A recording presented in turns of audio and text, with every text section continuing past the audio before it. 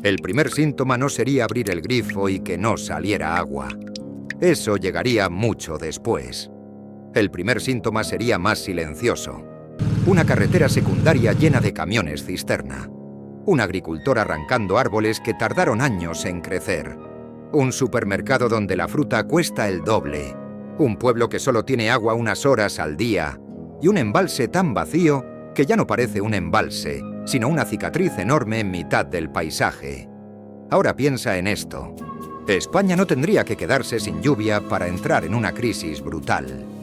Solo necesitaría 5 años seguidos de lluvias malas, 5 inviernos flojos, 5 primaveras secas, 5 veranos con más calor, más evaporación y menos nieve en las montañas. Y entonces pasaría algo muy incómodo. Descubriríamos que el agua no solo sirve para beber, sirve para comer, para producir electricidad, para mantener vivos los ríos, para sostener el turismo, para apagar incendios, para que una ciudad funcione sin que nadie piense en ello. Así que la pregunta no es ¿qué pasaría si un día no llueves? La pregunta real es mucho peor. ¿Qué pasaría si una sequía de 5 años vaciara los embalses de España? Y la respuesta no empieza en una ciudad, empieza en el campo. Porque cuando el agua empieza a faltar de verdad, las ciudades son las últimas en caer. Antes caen los cultivos, antes caen los riegos, antes caen los embalses hidroeléctricos, antes caen los acuíferos. Y antes de que una gran capital note el golpe, hay pueblos enteros que ya están viviendo en modo emergencia. Pero vamos por partes. No estamos hablando de una fantasía en la que desaparece toda el agua del país de un día para otro. Eso no tendría sentido. Este escenario es más realista y por eso da más miedo. Hablamos de 5 años hidrológicos muy malos, lluvias por debajo de lo normal, menos nieve acumulada, más días de calor extremo, más evaporación y una recuperación de embalses cada vez más débil después de cada invierno. España tiene muchos embalses, pero un embalse no fabrica agua, solo guarda la que llega. Y si durante varios años entra menos agua de la que sale, el sistema aguanta un tiempo. Después empieza a tensarse. Y al final empieza a elegir. Esa es la palabra clave. Elegir.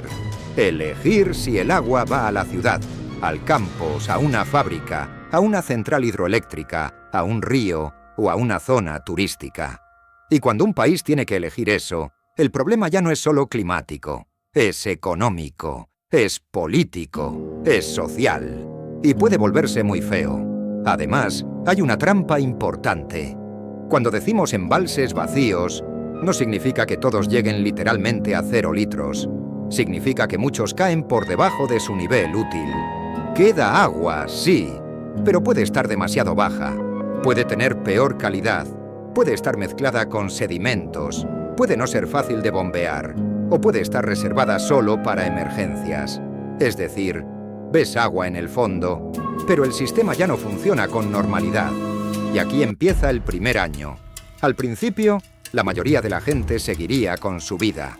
Abrirías el grifo, ducharías, pondrías una lavadora, irías al supermercado, y todo parecería más o menos normal. Pero en los informativos empezarían a repetirse las mismas imágenes. Embalses con orillas agrietadas, antiguos puentes emergiendo del agua, pueblos sumergidos que vuelven a verse, ganaderos mirando al cielo, agricultores diciendo que esta campaña está perdida y ayuntamientos pidiendo uso responsable del agua. Al principio suena suave, duchas más cortas, no llenar piscinas, no lavar el coche, no regar jardines a ciertas horas, fuentes públicas apagadas. El mensaje sería, hay sequía, pero controlada. El problema es que esa frase suele durar poco, porque mientras en las ciudades el impacto todavía parece manejable, en el campo ya está empezando la primera amputación, el regadío. En España, la agricultura de regadío concentra una parte enorme de la demanda de agua. No porque los agricultores sean el enemigo, eso sería una lectura simplista, sino porque producir comida necesita agua, mucha agua, frutas, hortalizas, maíz, arroz, alfalfa, cítricos, olivares intensivos, invernaderos. Todo eso no se sostiene solo con buenos deseos. Necesita una cantidad constante de agua en el momento adecuado. Y si las dotaciones de riego se recortan, cada agricultor empieza a tomar decisiones imposibles. ¿Qué parcela salvo? ¿Qué cultivo abandono?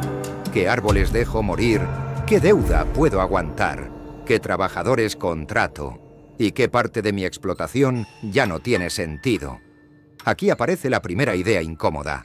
La sequía no llega al supermercado porque falte agua en el grifo. Llega porque empieza a faltar agua en el campo. Y entonces los precios empiezan a moverse. Primero no lo notas mucho. Un producto sube, otro escasea, otro llega de fuera. Pero si la sequía sigue, las subidas dejan de ser aisladas. Fruta más cara, verdura más cara, pienso más caro, carne más cara, aceite más caro. Si otros países mediterráneos también sufren sequía, importar tampoco salva el problema, solo lo mueve de sitio. Año 2. La sequía deja de ser una noticia de verano, ya es una crisis permanente. El invierno no ha rellenado los embalses, hay menos nieve, los ríos bajan débiles y las restricciones se endurecen. Piscinas prohibidas, parques secos, calles sin baldeo, pueblos con pozos de emergencia, otros con camiones cisterna, y empieza el conflicto. Campo contra ciudad, turismo contra vecinos, costa contra interior, desaladoras contra trasvases, ríos contra regadíos. La sequía no golpea igual a toda España. El norte aguanta mejor. El sur, el sureste y el Mediterráneo sufren antes. Y los pueblos pequeños tienen mucho menos margen que una gran ciudad. Madrid, Barcelona, Valencia, Sevilla o Málaga tienen más infraestructuras y más opciones. Un pueblo pequeño puede depender de un solo pozo, un manantial o zafas o un embalse cercano. Si eso falla, no hay solución elegante. Hay camiones cisterna, depósitos temporales y restricciones por horas. Mientras tanto, bajo tierra empieza la trampa. Cuando los embalses bajan, miramos a los acuíferos. Pero un acuífero no es infinito. Si sacas más agua de la que entra, baja. Y si baja demasiado, en zonas costeras puede entrar agua salada del mar. Entonces el agua ya no sirve igual para beber ni para regar. La sequía no solo reduce la cantidad de agua, también puede destruir la calidad del agua que queda. Y eso es grave, porque un embalse puede rellenarse si llueve mucho. Un acuífero dañado puede tardar años o décadas en recuperarse. Año 3. España ya no espera simplemente a que llueva. La sequía condiciona todo. Los agricultores siembran menos, los ayuntamientos buscan fugas, las eléctricas miran los embalses, los supermercados importan más y los políticos descubren que el agua da votos o los quita. También cae la hidroeléctrica. Con menos agua embalsada, el sistema eléctrico pierde flexibilidad. Puede compensar con solar, eólica, gas o importaciones, pero todo se vuelve más caro y vulnerable. Después llegan los incendios, menos humedad, más calor, más vegetación seca. El monte arde peor. Y cuando arde, pierde suelo, pierde vegetación y retiene peor el agua cuando por fin llueve. Es un círculo perverso. Menos agua, más incendios, menos suelo sano, menos infiltración. Año 4. El problema ya no es solo cuánta agua queda, es qué calidad tiene. Con menos caudal, los ríos concentran más contaminantes, más nutrientes, más temperatura y más materia orgánica. El agua cuesta más de tratar. Y la frase "queda agua" deja de ser suficiente. Entonces llega el giro. Una España con embalses vacíos también podría inundarse. Parece contradictorio, pero no lo es. Tras años de sequía, muchos suelos absorben peor. Si cae una lluvia torrencial, el agua no entra lentamente en la tierra. Corre por la superficie, arrastra barro, baja por ramblas, inunda calles y acaba en el mar. Puedes tener sed y ahogarte en el mismo país. Ese es el verdadero problema. No falta solo agua, falta agua útil, agua limpia, agua almacenada, agua disponible, en el lugar correcto, en el momento correcto. Año 5. España no colapsa, Tiene infraestructuras, desaladoras, tecnología, comercio internacional y capacidad de emergencia. Pero no saldría igual. Las ciudades tendrían restricciones, las desaladoras trabajarían más, el agua regenerada se usaría más, las tarifas subirían. En el campo algunos cultivos desaparecerían de ciertas zonas, otros se moverían. Muchas explotaciones pequeñas no aguantarían. El turismo también cambiaría. Hoteles con límites, piscinas cerradas, campos de golf bajo presión y municipios costeros compitiendo por agua desalada. Y entonces llegaría el gran conflicto. La ciudad diría, primero beber. El campo diría, sin agua no hay comida. La industria diría, sin producción no hay empleo. El turismo diría, sin visitantes se hunde la economía. Y los ríos dirían, sin nosotros no hay sistema. Todos tendrían parte de razón. Ese es el problema. La crisis del agua no enfrenta a buenos contra malos. Enfrenta prioridades reales contra límites físicos. Tarde o temprano volvería la lluvia. Los embalses subirían. Las restricciones se relajarían. Pero un año más húmedo no arregla 5 años secos. No recupera acuíferos sobreexplotados. No recompone explotaciones arruinadas. No restaura suelos erosionados. No borra el conflicto entre territorios.